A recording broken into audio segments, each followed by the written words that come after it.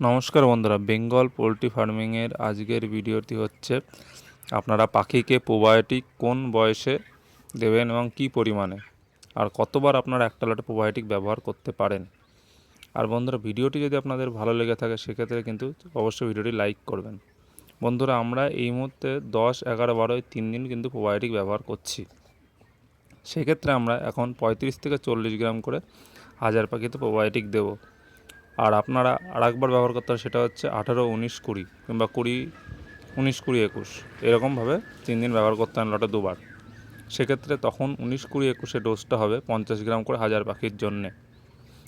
আমরা এক্ষেত্রে ইমপ্রুভাল এমএস ভিডিওটি ব্যবহার করছি। ইমপ্রুভাল এমএস প্রোবায়োটিকটিও কিন্তু একটা অন্যরকম ভালো প্রোবায়োটিক। আপনারা চাইলে বাজারে আরও অনেক রকমের প্রোবায়োটিক আছে, সেটা ব্যবহার করতে পারেন। আমরা ভালোভাবে মিশিয়ে নিয়ে এইভাবে কিন্তু ডিঙ্কার ডোজ করছি। আর বন্ধুরা, যখনই আপনার ডিঙ্কারে কোনো মেডিসিন দেবেন অবশ্যই কিন্তু তার আগে ডিঙ্কারটা ভালোভাবে পরিষ্কার করে নেবেন। আমাদের দেখুন ডিঙ্কারগুলো কিন্তু ভালোভাবে পরিষ্কার